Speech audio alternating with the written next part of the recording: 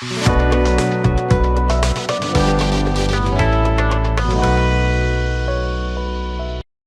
vous plaît, allumez votre caméra et s'il vous plaît, écrivez-nous peut-être sur, ce que vous espérez retirer de la session. Si vous avez des questions, utilisez la chat box. Posez des questions, s'il vous plaît, non pas en levant la main, mais en les écrivant dans le chat box.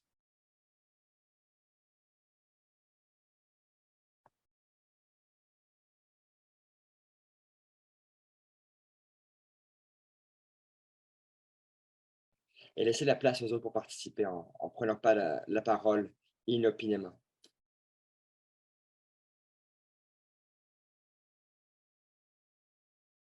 La participation va être comptée quelque part durant la session, donc faites attention à ce que votre nom soit, corresponde au nom de votre enregistrement de façon à ce que lorsqu'on peut prendre votre présence,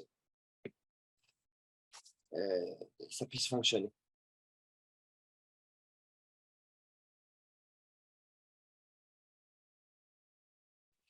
Ici, on va aller voir monsieur Rofem Obassi Egbe qui est plus que qualifié pour parler d'investissement. On est content de l'avoir, on va lui laisser la place.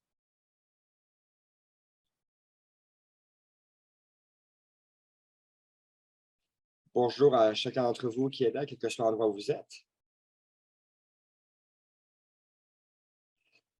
Très content d'avoir ce temps avec vous, les amis.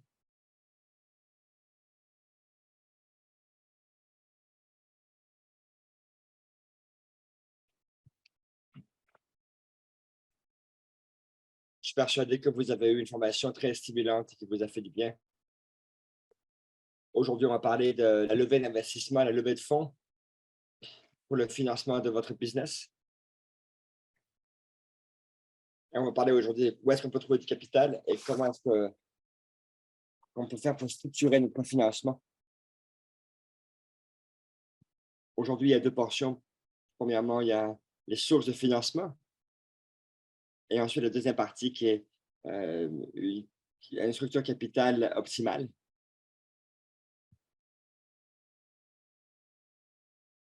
Bon, il y a deux parties là-dessus, c'est les sources de ces financements. Qu'est-ce que c'est? Où est-ce qu'on peut les trouver? Et comment est-ce qu'on peut trouver une façon de structurer le financement?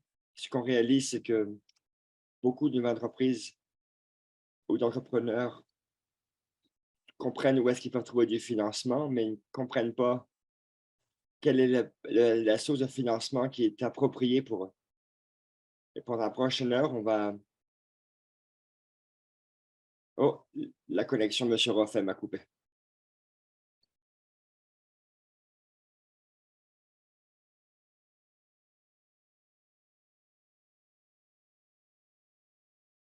Et ensuite, on va parler aussi de comment est-ce qu'on peut avoir la discussion avec les investisseurs potentiels.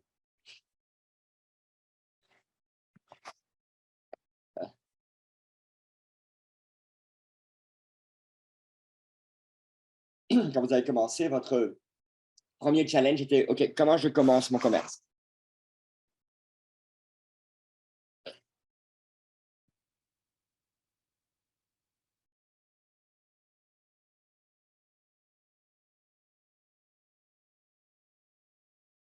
Bon, le premier problème, c'est souvent, je n'ai pas d'argent.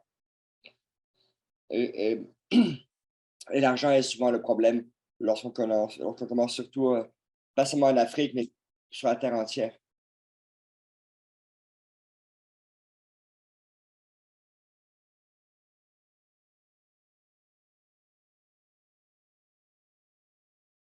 Donc, la question, c'est, j'ai besoin de capitaux suffisants pour commencer, et puis une fois que je serai lancé, tout ira bien.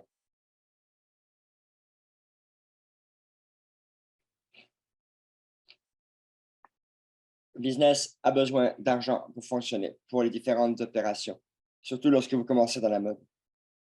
Vous voulez peut-être louer un espace, acheter des machines, acheter de l'équipement, acheter du matériel, etc.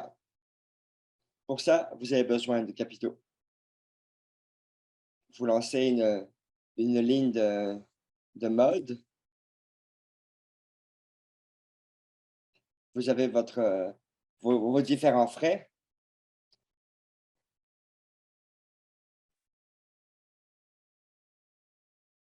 Et pour tout cela, vous avez besoin de financement.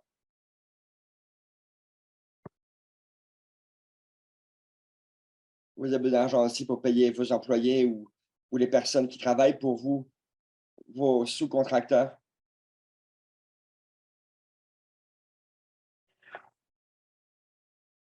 Ça, par exemple, c'est votre capital de travail. Vos employés, c'est votre capital de travail.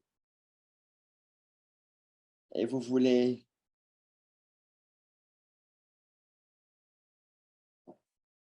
vous étendre et puis avoir une activité qui grandit, vous voulez la croissance. Et pour cela, vous aurez besoin, bien sûr, de capitaux pour grossir.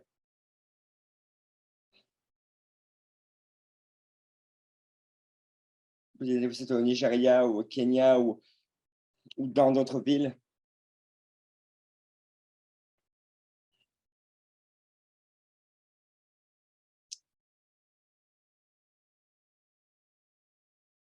Vous voulez peut-être faire, vous allez travailler sur le tissu, vous aimeriez travailler peut-être, OK, dans les cosmétiques ou dans le cuir ou dans les accessoires.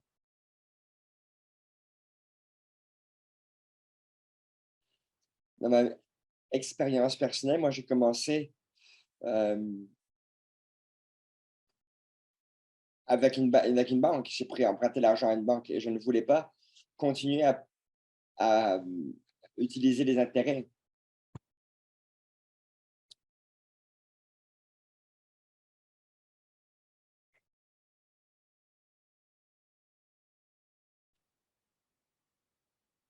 Mais j'ai voulu changer un petit peu ma source d'investissement. Maintenant, pour l'investissement, il y a plusieurs sources d'investissement. On parle des dettes. Ça vient, on va à la banque et puis on emprunte de l'argent. Hmm, La connexion n'est pas claire.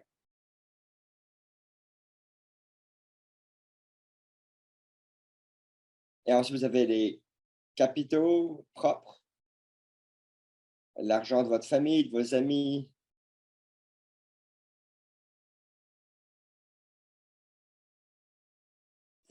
Si on prend, mettons, sur une échelle, on va prendre, il y a plusieurs formes d'investissement. Le premier, c'est bien sûr l'investissement de capitaux propres et les dettes sont à l'autre bout de l'échelle. Et après, vous avez bien sûr les bienfaiteurs, l'investissement institutionnel. Il y a plusieurs façons de recevoir des capitaux pour opérer votre business.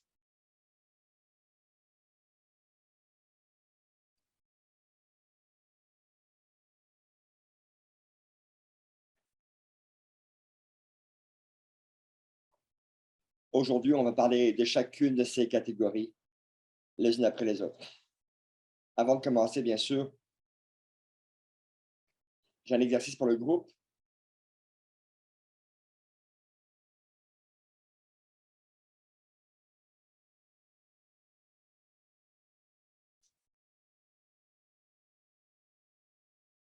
Dites-moi, s'il vous plaît, dans la chat room, dites-moi des gens que vous savez être des gens qui mettent des capitaux, des capitaux pour les gens qui commencent leur entreprise.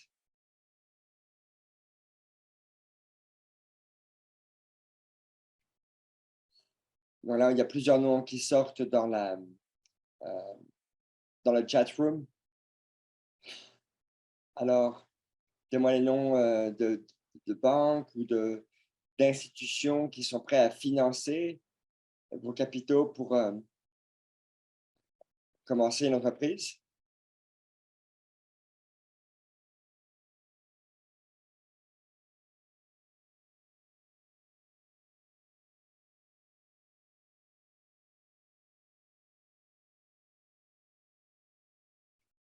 Fashion Race, BOY.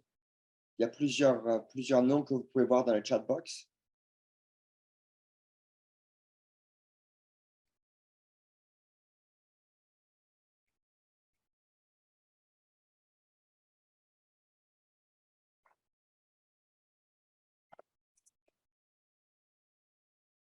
Bon, c'est bien que vous soyez au courant, c'est très bien. Parce que souvent pour nous, les entrepreneurs,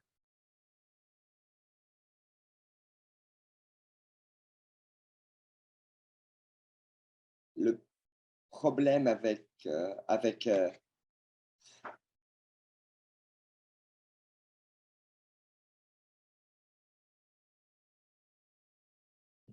le problème, ce n'est pas savoir d'où est-ce que vient le capital, c'est pas ça le premier problème. Mais l'investissement, mais les gens qui, pro qui pourvoient à au financement, ben, ils ont des critères, des prérequis. Il y a des raisons pour lesquelles nous, les entrepreneurs, on a de la difficulté à demander de l'argent à des banques et c'est parce que très souvent,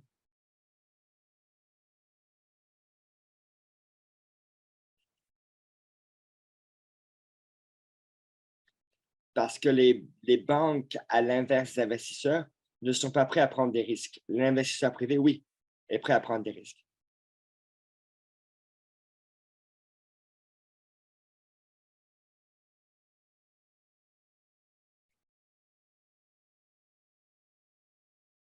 Mais la raison pour laquelle ils sont prêts à vous prêter de l'argent, c'est parce que le retour sur investissement a quand même une certaine force.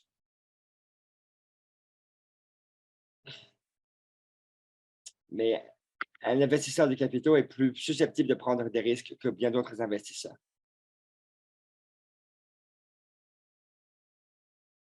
C'est des gens qui sont plus tolérants au risque que des grandes institutions.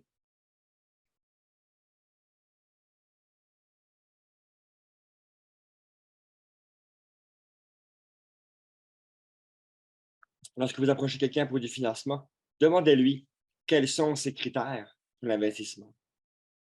Et là, on a différents types d'investissement ou de capitalisation de votre entreprise. Et on va voir un petit peu comment est-ce qu'on peut comprendre chacune de ces sources d'investissement ici.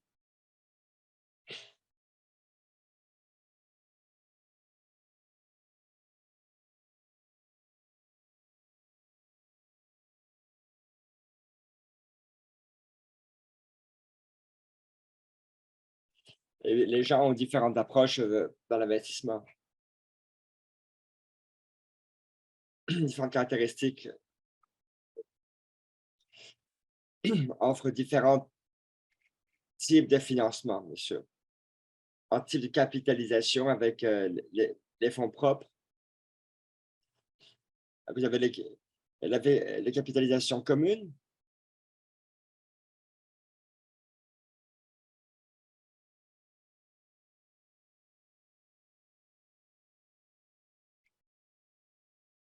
Ils veulent vraiment les mêmes droits que l'entrepreneur.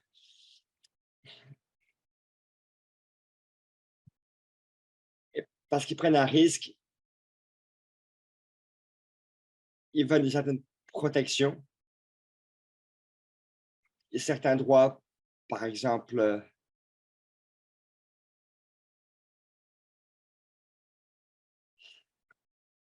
toutes mes excuses, la connexion n'est pas très bonne et ça coupe beaucoup, les amis. Je fais un peu difficile.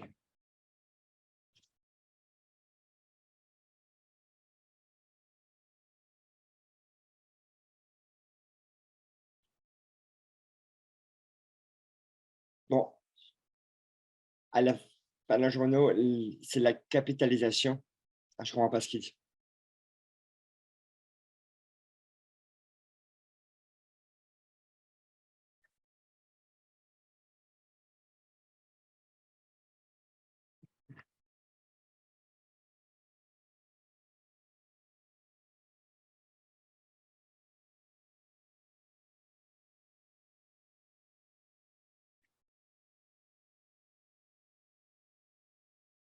Attendez un petit peu, je pense qu'ils vont le faire ralentir. Même les anglophones ont la difficulté, on ne comprend pas trop ce qu'il dit, le monsieur.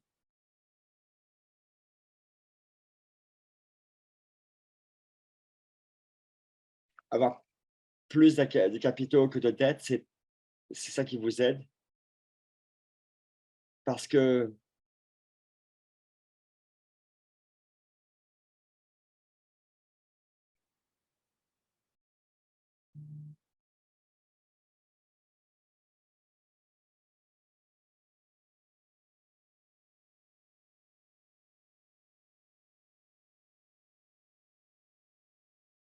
il faut trouver vraiment l'équilibre entre la capitalisation et la dette et vous efforcer d'avoir un bon équilibre financier. Après, vous avez les mezzanines.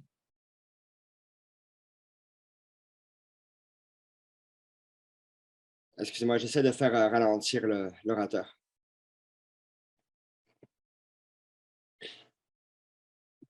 Donc, quand vous partez votre compagnie ou votre entreprise, vous devez faire un agrément pour l'investissement.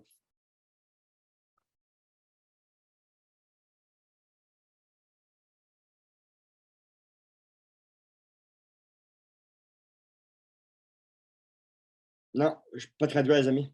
Je n'arrive pas à traduire ce qu'il est en train de dire, le monsieur. Sa connexion est mauvaise et puis il va trop vite.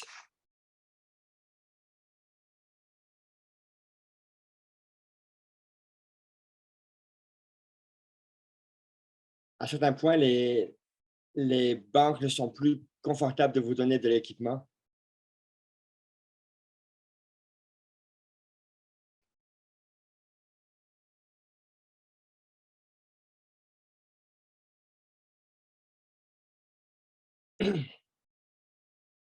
Vous aurez accepté d'avoir de l'aide pour une période de temps.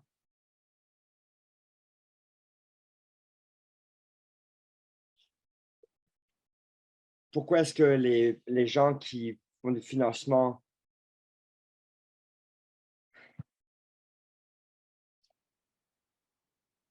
bon, vous verrez dans certains investissements, vous aurez une réduction de taxes et vous aurez moins de taxes parce que vous avez plus d'intérêt dans certains types d'investissements.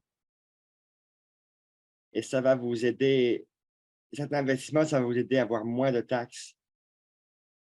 Et votre chance d'être capable de rembourser devient de plus en plus difficile, dépendamment des termes de financement que vous recherchez. Ça sont des principes qui vont générer beaucoup d'argent que ne pas arriver dans les dettes. Les 4 étapes d'investissement que vous avez, c'est aussi les grants et le financement. Ça veut dire que vous n'avez pas de part de marché. Celui qui vous donne l'argent ne veut pas devenir, ne veut pas prendre des parts de marché ou ne veut pas devenir propriétaire à n'importe quel pourcentage de votre compagnie. Mais peut-être qu'ils vont demander de rembourser l'argent qui vous a été donné éventuellement, ou peut-être qu'ils vont vous demander de euh, rembourser le capital principal. Peut-être que vous aurez certains prérequis, des choses que vous devrez faire, mais c'est souvent limité quand même. Comme je l'ai dit plus tôt, il y a certains types de business il y a plusieurs cycles de vie dans un business. C'est comme les êtres humains. Vous vous naissez, vous allez arriver à l'adolescence et puis à l'adulte, et puis les business ont aussi ce même cycle de développement. Ils ont peut-être au début de la difficulté à survivre et puis ils ont de plus en plus de muscles et ils se demandent comment opérer. Et puis après, ils maturent et commencent à aller vite et à prendre des décisions. Et c'est un petit peu vraiment comme un être humain, il y a un cycle de vie. Dans les finances ou dans l'investissement, il y a cinq niveaux. 5 âges, on peut dire. La première, c'est la pré-incubation, c'est les balbutiements, c'est-à-dire que c'est au tout début, quand votre business est juste une idée, un concept.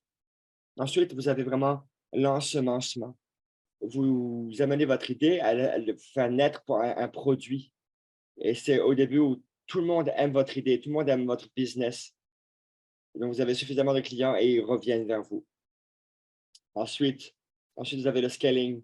C'est quand vous décidez de grossir, vous avez plus en plus de consommateurs, de clients et vous décidez de grandir et d'étendre votre marché à différentes cibles.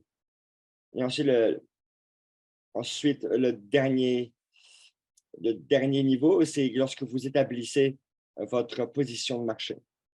Le problème que les entrepreneurs ont lorsqu'il y a des capitaux, imaginez par exemple si vous donnez de l'argent, de l'alcool à un bébé ou si vous allez donner du tabac à quelqu'un qui est trop jeune.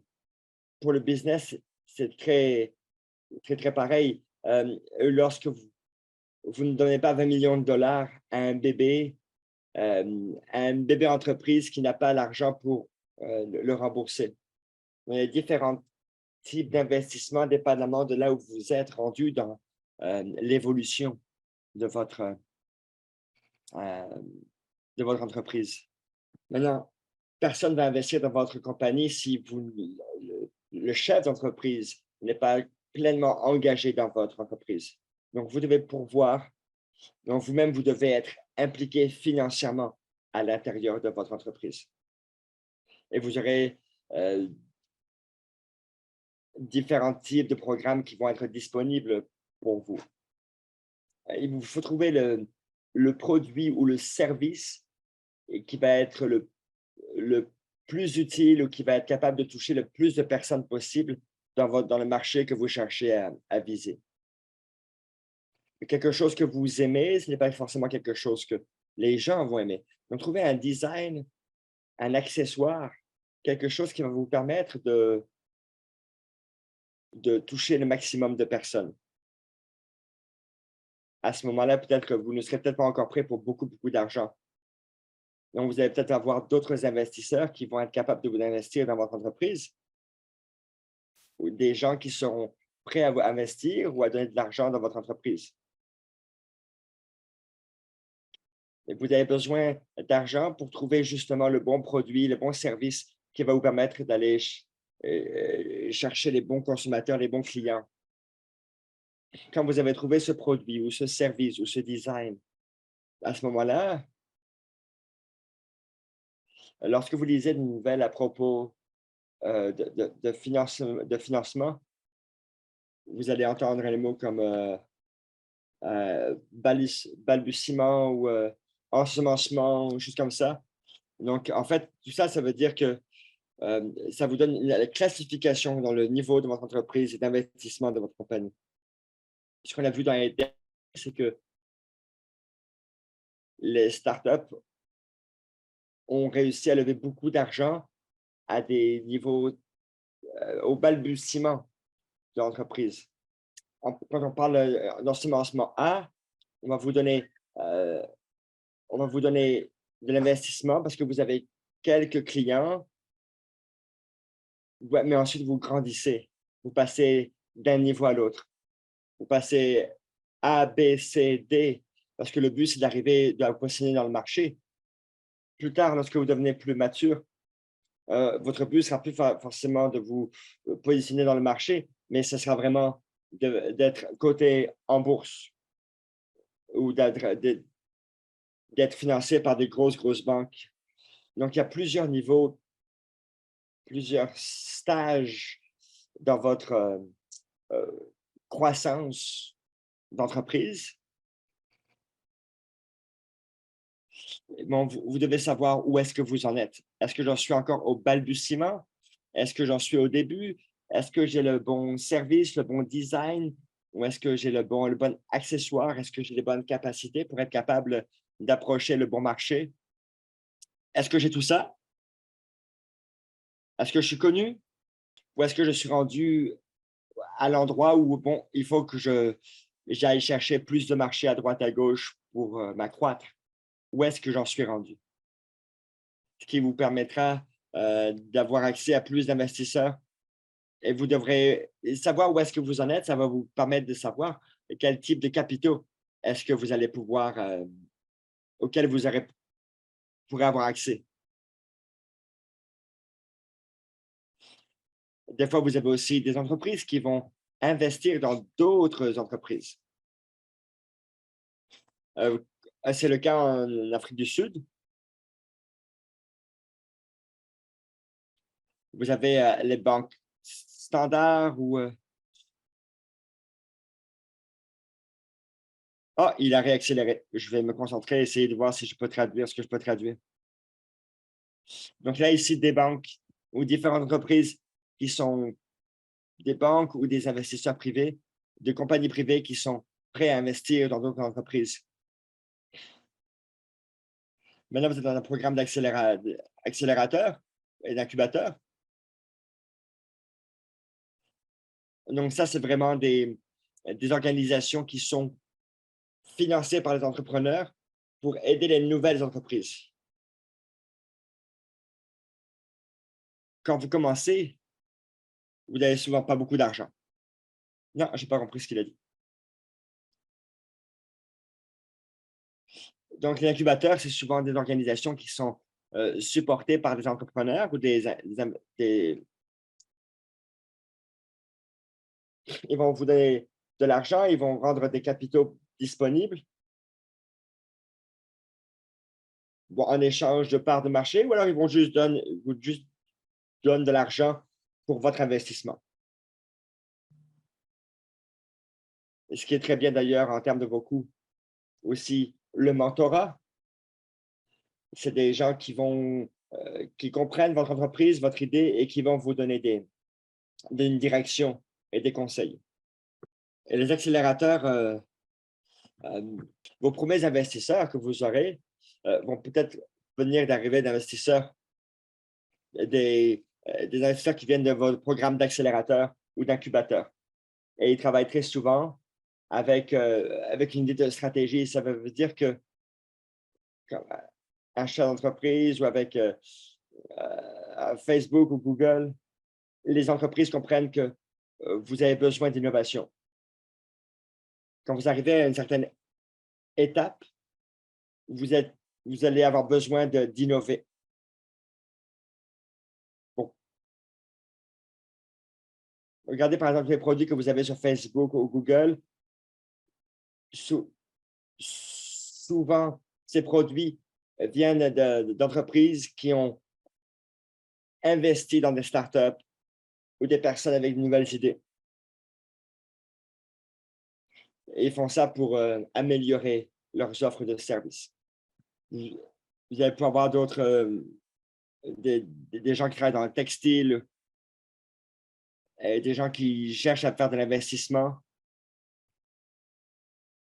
Vous allez peut-être, vous avez différents investisseurs de différentes places qui se focusent sur l'Afrique de l'Ouest, l'Afrique de l'Est ou des choses comme ça.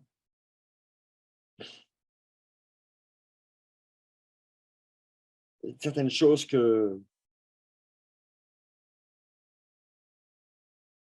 les accélérateurs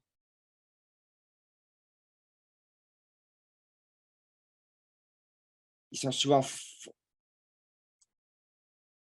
il va y avoir un changement de traducteur, les amis. Je vais laisser ma place à Samuel. Il va reprendre la traduction. Alors, les programmes accélérateurs que vous pourriez voir, c'est dans la mode, par exemple au Kenya. Ils sont concentrés sur l'innovation et l'économie circulaire, le développement durable. Et la mode dans la fashion aujourd'hui, c'est la mode rapide. On parle de AFM, d'accélérateur AFM. Ce n'est pas spécifique à un pays. Et ça se concentre sur une variété d'endroits. Donc, parmi la diaspora,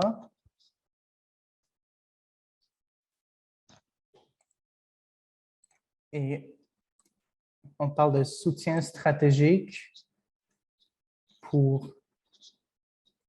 Et ensuite, il y a les imports de cuir, les programmes d'innovation et les incubateurs de mode pour le Kenya. Et il y a les accélérateurs pour la mode éthique, les textiles. Donc, le programme d'accélérateur pour le textile. Et ils sont surtout centrés sur l'amélioration de l'accès au capital pour des entreprises telles que les vôtres, qui ont pour leur donner le potentiel de survivre pour une année ou deux, pour leur donner l'accès aux ressources et aux investisseurs et tout ça. Et aussi, ils supportent les tendances qui démarrent pour qu'elles se lancent sur le marché international. Une chose à propos de l'industrie de la mode, ou au moins la mode du 20e siècle, la mode rapide. Et il y a donc les grandes marques de consommation qui introduisent toujours de nouvelles tendances. Et il y a des connexions d'automne, d'hiver. Et ça force les gens à changer leur garde-robe régulièrement. Et c'est un défi pour l'environnement économique, et donc d'un point de vue économique en général. Et on veut, dans une économie circulaire, pouvoir plutôt réutiliser des vieux produits. Donc, ce n'est pas des produits à usage unique.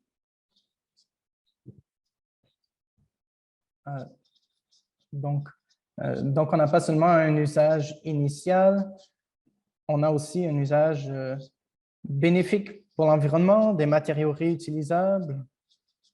On peut transformer, par exemple, des bouteilles plastiques en chaussures.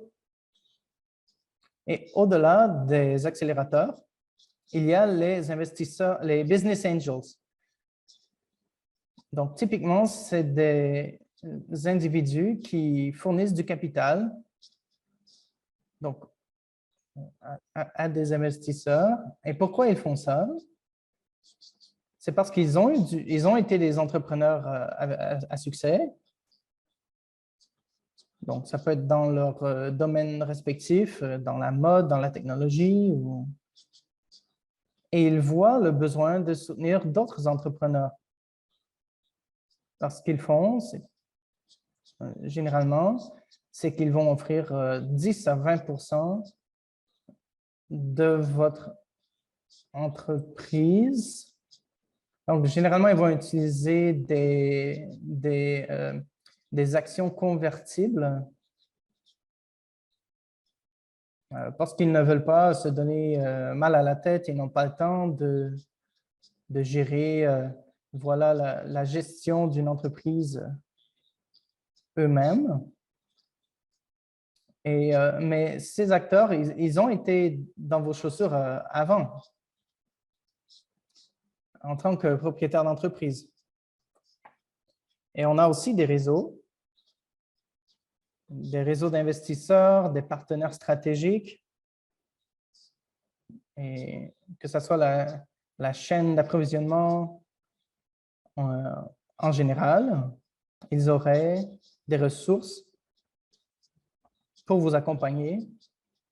Donc, voilà, les business angels sont souvent le premier type d'investisseur que vous aurez dans votre entreprise, après votre famille et vos amis. Et parfois, ils opèrent en bloc, en groupe. Il y a, par exemple, le réseau d'affaires africain. Il y a un réseau de business angels africains. Au Nigeria, il y a aussi le réseau de business angels de Lagos, Il y a dans d'autres pays, en Égypte, en Tunisie, et dans tous ces pays, il y a des réseaux de business angels qui investissent dans des entreprises sur les marchés locaux. Alors, comment trouver un business angel, un investisseur ange? Alors, il y a beaucoup de gens qui ont du succès dans les affaires et qui peuvent vous fournir, donc ils peuvent vous offrir des investissements en échange d'un retour à partir de vos revenus. Alors, par exemple, si on a un investisseur ange qui a eu du succès dans la mode, alors on veut les trouver. Donc, on veut se demander qui sont les entrepreneurs qui ont fait ça dans leur domaine, qui sont les entreprises qui ont fait le plus d'argent dans ce domaine, dans cette région. Donc, qu'est-ce que vous devriez faire exactement? Donc, ce sont des gens qui peuvent vous dire qu'est-ce que vous pourriez faire exactement. Ce sont aussi des gens qui pourraient avoir un certain niveau d'expérience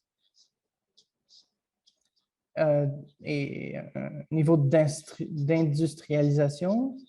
Par exemple, si vous êtes dans la mode et que vous produisez des vêtements, vous pourriez avoir besoin d'un investisseur qui a une entreprise de vente au détail pour vous aider à vendre. Alors, pourquoi est-ce que ce genre d'investisseur serait bon pour vous?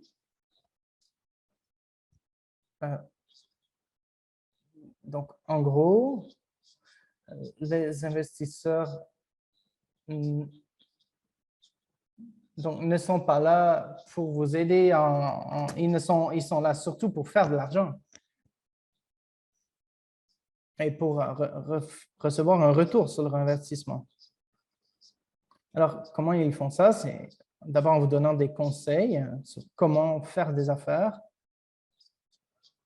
et comment vous aider à gérer vos produits, améliorer vos produits. Et pour vous dire où trouver de bons matériaux. Alors, un bon business angel sera aussi bon pour vous sur ce domaine en vous donnant des conseils. Et ils pourront vous aider à surmonter des difficultés, par exemple, pour établir une chaîne d'approvisionnement. Alors, un investisseur ange sera quelqu'un qui, typiquement, voudra vous aider, vous donner des conseils sur les prochaines étapes à prendre et aussi pour trouver les bons produits pour correspondre à vos clients. Et un investisseur ange, un business angel va vous aider là-dessus.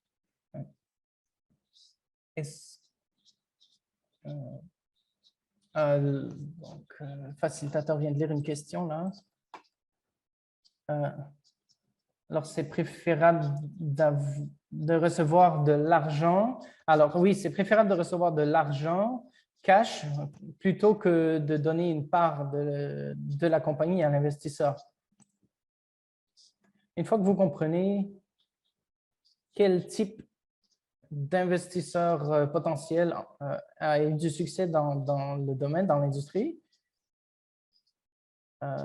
ils ont souvent des réseaux, des clubs auxquels vous pouvez vous joindre. Donc, appliquez à un programme d'incubateur, d'accélérateur qui pourront vous donner accès à des business angels qui pourront vous aider. Alors, après les business angels, vous avez le capital risque. Alors, les firmes de capital risque, ce sont généralement donc des compagnies qui investissent dans d'autres compagnies. Alors, ce qu'ils font, c'est qu'ils prennent de l'argent des investisseurs pour investir dans d'autres compagnies. Alors, les investisseurs de capital risque, ils transmettent le risque à leurs propres investisseurs. Alors, typiquement, ils vont chercher les entreprises qui croissent le plus rapidement pour intéresser leurs investisseurs. Donc, en général, ils voudront investir dans votre entreprise s'il y a une promesse de croissance rapide. Alors ils cherchent des retours de 20% et plus. Alors, l'option de prendre du capital risque, ça dépend évidemment de votre traction, à quel vitesse vous roulez.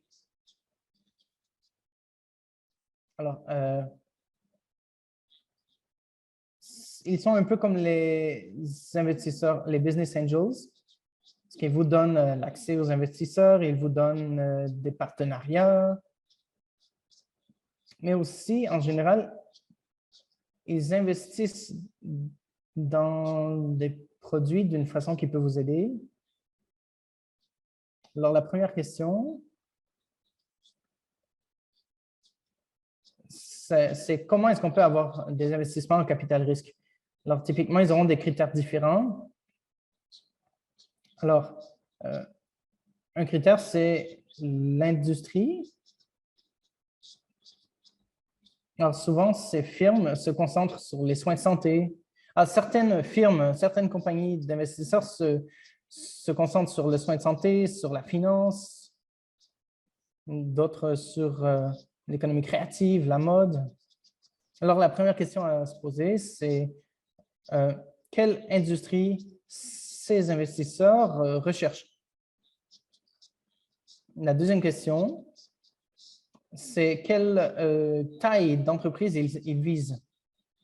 Alors, typiquement, si on cherche un investissement de 3 000 $, mais des compagnies de capital risque cherchent à investir 50 000 $ ou 500 000 ou 2 millions de dollars.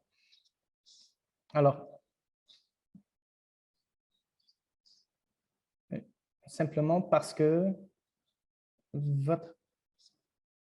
vous n'avez pas la taille qu'ils recherchent, alors ça pourra les empêcher d'investir dans votre entreprise.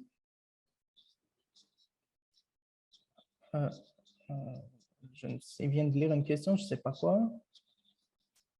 Alors, voilà, ils recherchent ces investisseurs capital risque, ils recherchent les entreprises qui croissent le plus vite. Et souvent, donc pour certains, ce sera les soins de santé, l'agriculture. Est-ce qu'on voit, on a vu des investissements de capital risque à succès dans la mode aussi. Alors, pensons, alors voilà, donc leur condition pour vous, c'est de voir à quelle vitesse vous pouvez grandir. Alors, ils vont rechercher des entreprises qui sont intéressantes pour eux, pas n'importe quelle entreprise. Alors, par exemple, si vous avez une entreprise de commerce en ligne, mais que vous ne grandissez pas vite, alors ça ne pourrait peut-être pas les intéresser. Alors, comme on a mentionné, ces firmes ne sont pas seulement limitées au fintech ou aux soins de santé, mais aussi, on a vu des investissements de capital risque dans la mode aussi qui ont eu du succès. Il y a eu des investissements dans la mode créative, le textile. Et donc, on a une entreprise ici donc, qui a eu du succès comme ça, c'est Afrikea. Je crois qu'ils sont basés en Côte d'Ivoire ou quelque part en Afrique de l'Ouest. Et il y a eu, donc, ils ont recherché des investissements. Alors, ce que Afrikea a fait, c'est qu'ils ont eu ils ont créé une plateforme pour l'exportation africaine. Et dès le début, ils ont été capables de faire 35 millions en transactions. Ils ont ils ont recueilli des fonds jusqu'à 8 millions de divers pays, de divers investisseurs. Alors, ce qu'ils ont réussi à faire avec tout ça, c'est que, en plus de simplement être un manufacturier, ils ont dit, est-ce qu'on peut être une plateforme? Est-ce qu'on peut être un centre pour inclure de la technologie dans nos produits? Donc, alors évidemment, ils se concentrent surtout sur la mode, mais ils ne se limitent pas à ça. Alors, donc, une chose sur laquelle on s'est concentré, c'est aussi le marché du Kojima. Et donc, ça, donc c'est un marché où il y a un grand potentiel d'achat rapide. Et au-delà de ça, et du capital risque et des business angels, il y a des plateformes de crowdfunding et des syndicats. Et ils sont différents des autres dans le sens qu'ils investissent, c'est typiquement un type d'investisseur. Alors, la différence entre les business angels et les syndicats, c'est, pardonnez l'interprète. Alors, leurs conditions sont semblables au capital risque et aux business angels. Alors, il y a une différence entre le crowdfunding et les syndicats ou les groupements. Alors, ces gens, généralement, ils ne vont pas prendre des parts dans votre compagnie. Ce sont des gens qui, souvent, ont des idées. Donc, ils disent, je veux donner de l'argent à des innovateurs pour qu'ils accomplissent leurs idées. Et certaines marques ont des Kickstarter. Et donc, ils utilisent diverses plateformes de crowdfunding. Ensuite, il y a des compagnies de private equity. Et donc, ces gens, ils se concentrent surtout sur des investissements dans les millions de dollars avec du capital privé. Alors, c'est les firmes les firmes de capitaux privés ne sont pas très présentes dans la mode, ou sont assez présentes dans la mode, je ne sais pas trop. Alors, on a le groupe SMCP français qui a reçu voilà, du capital privé de la firme KKR de New York en 2013. Alors, souvent, ce qu'ils recherchent, ce sont des grands chiffres d'affaires, des grandes marges de profit, de l'efficacité. Alors, pour les firmes de capitaux privés dans la mode, donc, ils peuvent... donc, on a vu des entreprises de mode qui ont eu du succès, qui ont accompli beaucoup de choses avec de telles firmes de capitaux privés, des gros investisseurs. Alors, les stratégies que j'ai mentionnées, dans l'espace de la mode, vous allez penser à des... pardonnez, l'interprète, il n'a pas entendu le début de la présentation. Alors, on va parler de grandes marques. Et Donc, on a des investisseurs qui vont vouloir prendre possession d'une partie de votre entreprise en échange de leur investissement. Et c'est un échange. Donc, si vous prenez de l'argent d'un investisseur,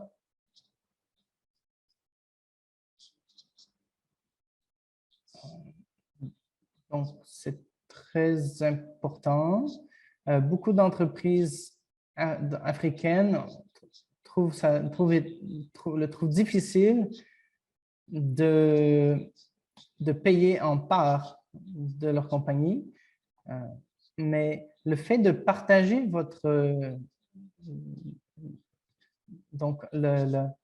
de partager une partie de votre entreprise avec un investisseur peut vous permettre de faire grandir votre entreprise grandement. Mais il doit aussi y avoir un but pour vous en bout de ligne. Alors,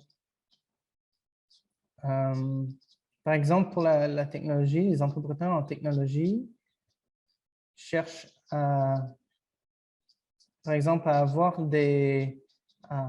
à développer des entreprises qui peuvent être revendues au bout de 10 ou 15 ans et ils peuvent faire un profit comme ça. Alors, en tant qu'entrepreneur, si votre but est de non seulement faire de l'argent, mais de créer une entreprise durable qui va vous survivre, alors vous devez créer une entreprise qui soit capable d'obtenir des investissements stratégiques. Alors, parfois, c'est difficile pour vous de laisser aller votre entreprise. Mais au bout du compte, est-ce que c'est mieux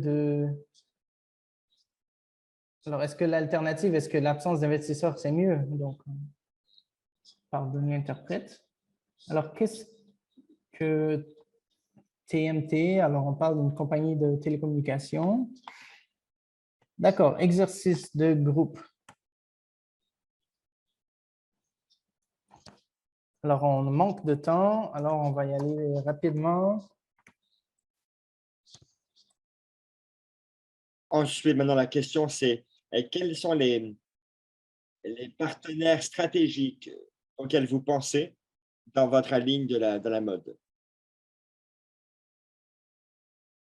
Un partenaire qui vous donne accès à des clients, des outlets, une compagnie de logistique, un partenaire qui vous donne accès à une technologie. Quel type de stratégie est-ce que auquel vous pensez? Vous pouvez répondre, s'il vous plaît, dans une différentes agences ici. Il est en train de lire la chat box. Oui, beaucoup de bons choix ici, beaucoup de bonnes réponses. Oui, très bien. DHL, oui, bien sûr. Amazon, Faulkner, différentes compagnies. Il est en train de lire ce que vous êtes en train de mettre sur les chat box ici. Oui, oui, il y en a vraiment beaucoup. Merci beaucoup pour votre contribution. Quand on parle de stratégie en tant que business, une chose dont vous avez besoin, que vous avez besoin de passer, c'est vos clients. Beaucoup de gens pensent juste à l'argent, à leur revenu. Mais, pensez bien sûr au coût pour un produit, etc. Mais la chaîne finale, c'est les DFI. Ça, ce sont des investisseurs qui sont concentrés sur l'investissement qui permet de vous allouer des capitaux à vous, les entrepreneurs qui commencez, et pour les business qui sortent de l'économie émergente. Bon, ils ont beaucoup de programmes, c'est DFI pour des entreprises telles que vous. Ils agissent comme des investisseurs Mais ce qui est très important pour elles, c'est votre durabilité. Le recyclage, le gaspillage, l'inclusivité, qui est-ce que vous employez, votre attitude, tout ça, c'est important pour eux. Un grand pourvoyeur c'est vraiment IFC. C'est comme un espace de mode. Donc, ils travaillent bien sûr avec les manufactures comme le textile, et cetera. Ils ont tendance à financer des usines ou des business qui vont employer différents types de gens qui sont souvent très pauvrement qualifiés.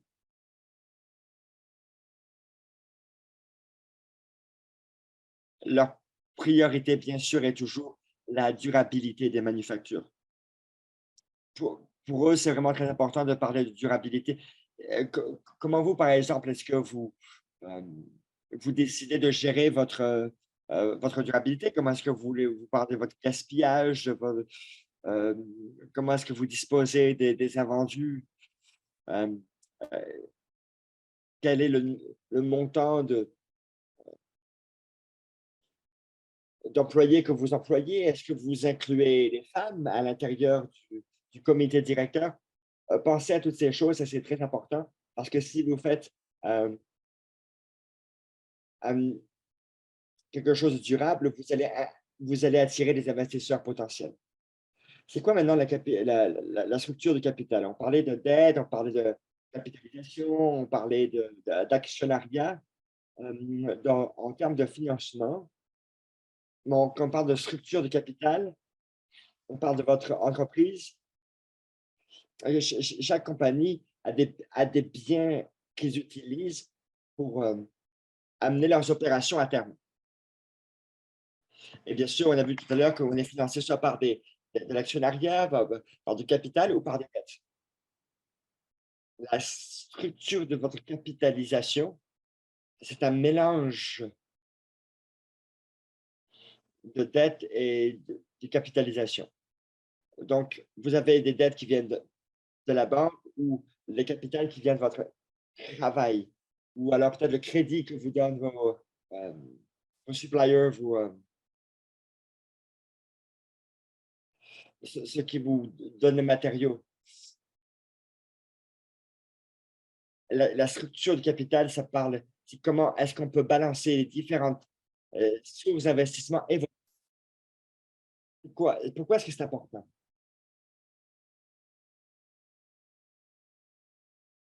Parce que ça va optimaliser la structure de votre business. Quelquefois, ça peut être un avantage d'augmenter la dette, parce mais avec les dettes, vous pouvez être plus efficace qu'avec la capitalisation parce que sinon vous dépendez de certains prérequis. Il y a plusieurs choses qui sont à déterminer pour la structure de votre capitalisation. Hem, en moi, c'est vos flots de revenus. Si vous ne générez pas suffisamment d'argent pour payer l'argent, vous allez probablement être dans l'impossibilité d'approcher les banques pour recevoir de l'argent.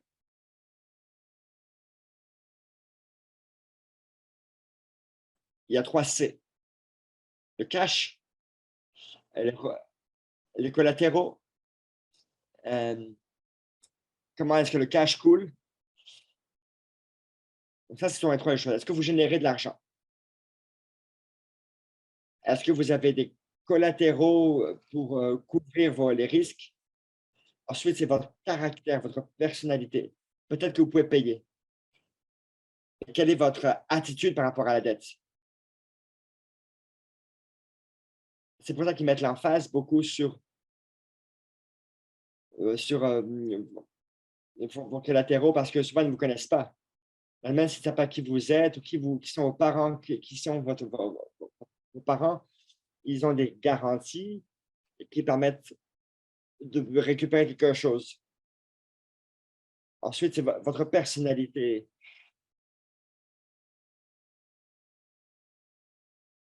Mais si je ne sais pas qui vous êtes, ils savent certaines choses sur vous. Ils savent que votre argent, votre business était capable de générer un certain montant d'argent. Et souvent, ils ne sont pas capables de vous financer parce qu'ils ne sont pas capables de déterminer à quel point, à, à quel point vous pouvez générer de l'argent. Donc, l'argent, les banques vont toujours se concentrer sur le dernier euh, mouvement d'argent. Si vous générez suffisamment d'argent, il y aura un coût, bien sûr.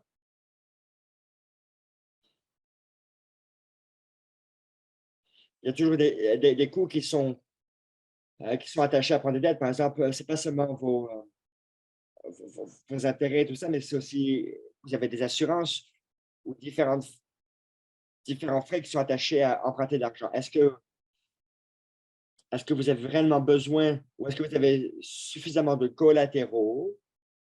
Est-ce que vous avez suffisamment d'argent pour vous endetter plus? Ça va dépendre bien sûr des critères de la banque, mais la façon dont les microfinances ou tout ça, la façon dont ils veulent à l'interne traiter votre dossier, ils vont peut-être vous demander d'amener des collatéraux, des terrains, de votre voiture, mais certaines des agences, ils vont vous demander peut-être des garanties de la banque.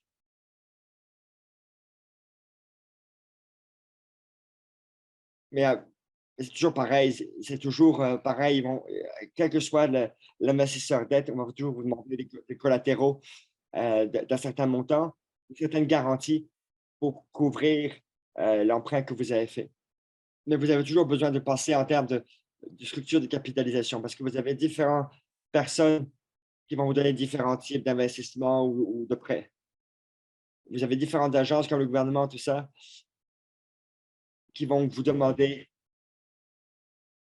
Non, le traducteur ne comprend pas ce que M. Roffman dit. Si vous êtes capable de déterminer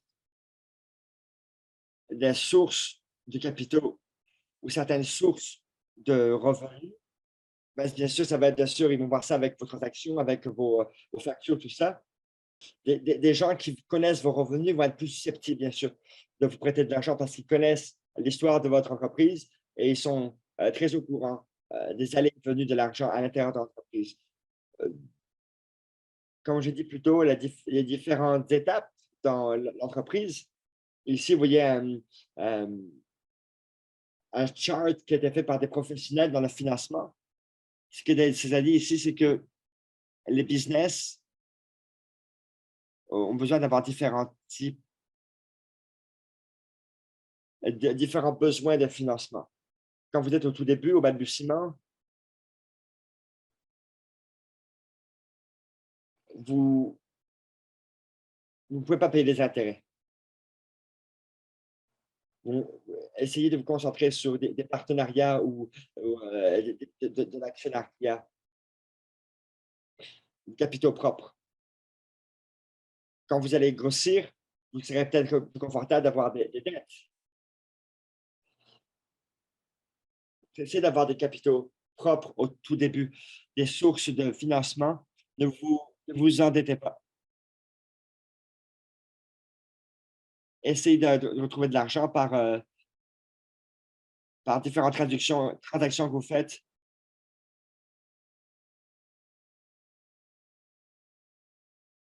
Mais essayez de trouver la forme d'emprunt qui vous donne le moins de dettes possible. Qu'est-ce que les investisseurs veulent? Ils ne veulent pas des idées de business. Ils veulent des business tangibles. N'attendez pas qu'un investisseur vous donne de l'argent. Commencez. Et quand vous construisez, ne pensez pas comme suffisant pour survivre. Mais essayez de voir, commencer déjà à voir grand et à voir l'élargissement possible de votre business.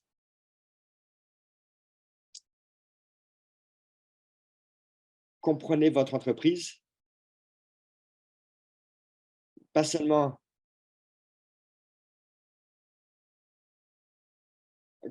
comprenez votre revenu, le cycle, comprenez quelles sont vos marges d'intérêt, vos marges bénéficiaires, où est-ce que vous en êtes dans le développement.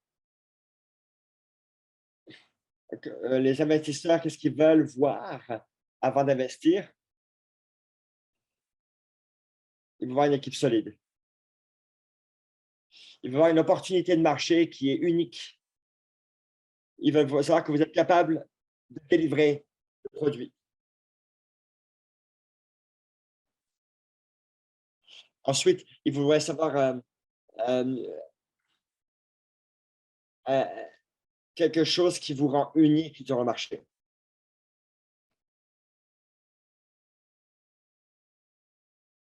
Ils veulent aussi que ce soit facile à comprendre, pas difficile. Et ce qu'ils veulent savoir aussi, est-ce que vous êtes capable de générer de l'argent? Et là, c'est là que les investisseurs sont intéressés avec vous. Qu'est-ce qu'ils vont regarder? Un investisseur a une réputation. Ils ont une expertise, ils ont une capacité de comprendre différentes choses. Ils sont capables de vous parler, de poser des questions. Ils ont des connexions de gens pour vous aider. Ils ont des ressources financières, peut-être, des relations. Il y a d'autres endroits où vous pouvez avoir des ressources.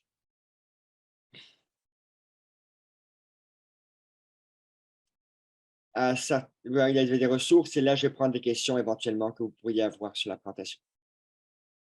Merci, Rofem. On a collecté des questions pendant la session. Maintenant, à cause du temps, on a juste le temps pour 3 questions. La plupart des questions ont été répondues pendant la présentation. La première question des 3.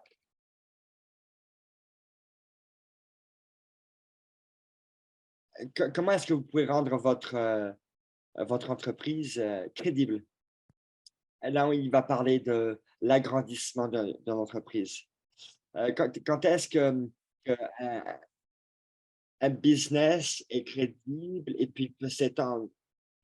À quelle vitesse est-ce qu'il peut grandir votre entreprise? Est-ce qu'on peut aller de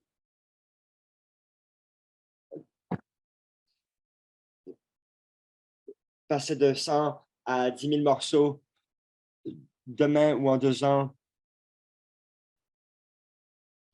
Est-ce que votre compagnie est-ce que les gens qui achètent sont dans votre quartier seulement?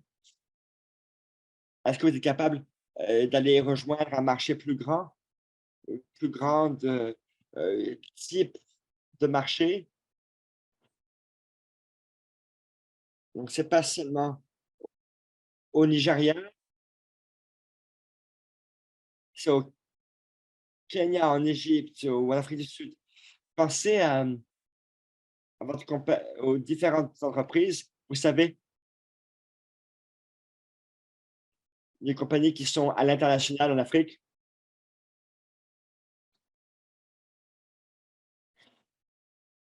ils seront les investisseurs vont souvent être intéressés par des gens qui ne sont pas seulement intéressés heu, à travailler dans leur quartier et à faire, avoir un marché très petit. Ils vont être intéressés par des gens qui ont une vision et qui ont une vision de s'élargir. Est-ce que l'investisseur a un droit de parole, dans la façon dont l'entreprise est gérée? Et souvent, bon, l'investisseur ne va pas être intéressé de restructurer votre entreprise. Et souvent, ils veulent vous donner une certaine direction ou une certaine conseil. Ils vont peut-être vous donner de la perspicacité sur la façon de gérer votre entreprise, mais à la fin de la journée, mais ils vont pas prendre votre place. C'est pas Elon Musk. Ils ne veulent pas un siège dans votre entreprise. Et ça peut arriver Ça peut arriver s'ils ont plus, bien sûr, de parts de marché que vous en tant que fondateur. Est-ce qu'il existe des gens qui vont investir un certain type d'argent, un montant d'argent, et puis la seule chose qu'ils vont demander, c'est avoir leur capital au retour, à la fin. Les individus peuvent vous prêter de l'argent.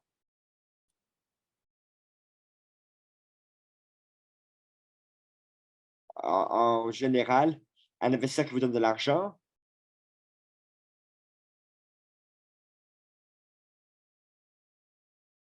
mais souvent, ça va être il y a un capital et il y a une dette. Deuxième question, c'est est-ce qu'il y a, est-ce qu'il y a une chronologie de façon à retirer votre capital? Ce n'est pas conseillé, ne faites pas ça. Vous pouvez racheter des parts de marché de vos investisseurs, mais si l'investisseur il, il- il vous il investit 100 000, ben lui, il s'attend à avoir 500 000. Donc, c'est possible pour vous de faire ça, mais ce n'est pas toujours conseillé de faire ça. On va partager certaines questions un peu avec vous et on verra plus tard si vous êtes capable d'y répondre. Vous pouvez nous les renvoyer et on partagera des questions qui n'ont pas été répondues avec les participants. Merci beaucoup pour la session. Donc, on a un petit peu d'entretien à faire ici. Si vous permettez je vais faire des communications ici. Les participants, comme vous le savez, on a atteint la 8e semaine de ce programme. Félicitations pour votre dur travail. Vous êtes vraiment investi dans ce programme et vous avez vu beaucoup de choses. La première chose sur la fondation, on était très content de voir qu'il y a beaucoup de choses qui vous ont été enseignées et beaucoup d'entre vous ont trouvé la pratique pour étendre votre business. Comme vous le savez, toutes bonnes choses ont une fin.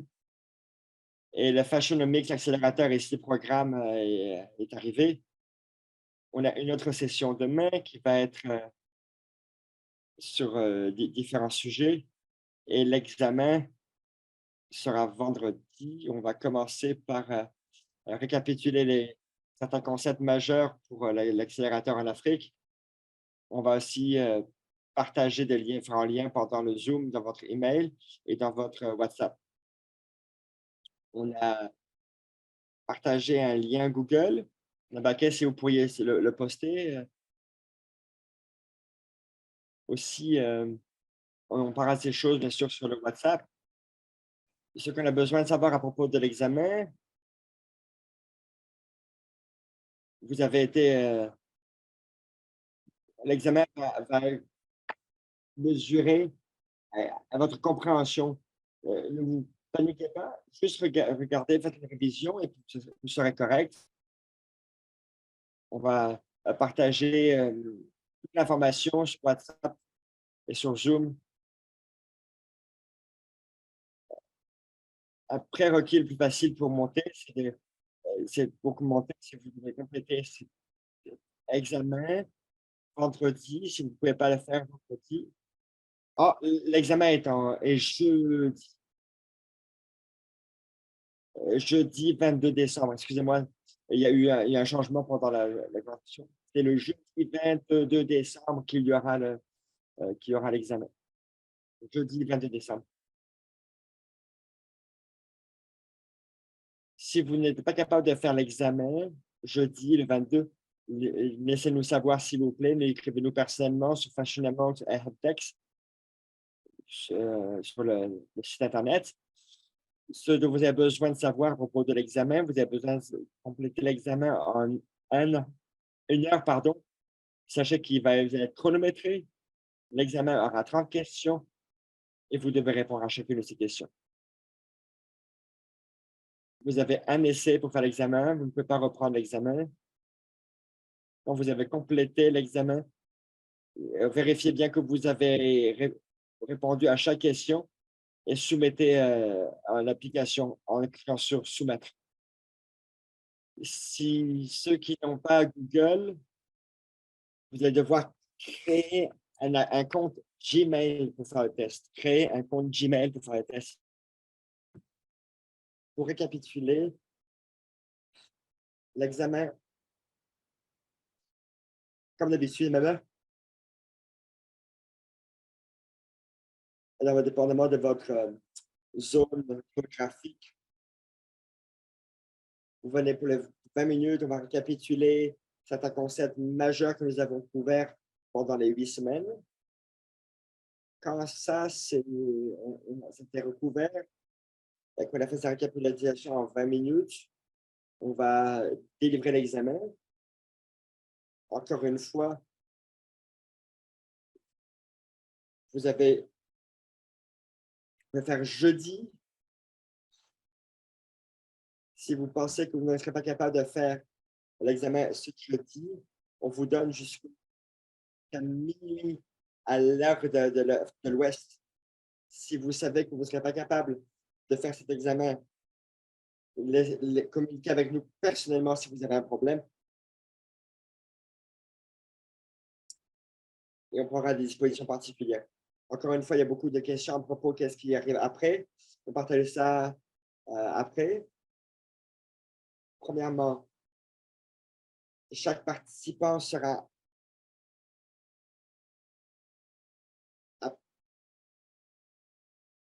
sélection de 25 participants pour avoir un entraînement particulier. Ils auront au moins eu 70% des sessions, environ au moins 70% à l'examen. Un certificat vous sera délivré aux participants qui auront atteint 70% des sessions, qui auront participé et qui auront eu au moins 50% à la fin de l'examen. On va vous communiquer, bien sûr, les résultats à la fin de la première semaine, dans la première semaine. On se voit demain. Toutes ces informations, ne paniquez pas. On va vous aider à vous donner accès pour réviser le matériel. Utilisez le Google Drive lien pour avoir les présentations. Vous allez recevoir ces choses sur votre email, sur les Zoom chat ou sur le WhatsApp. On va ouvrir le WhatsApp pour la discussion. On va être disponible pour répondre à vos questions. Encore une fois, on se voit demain à la même heure pour la session finale de cet incubateur-accélérateur qui sera la session 15. La dernière session aura lieu demain.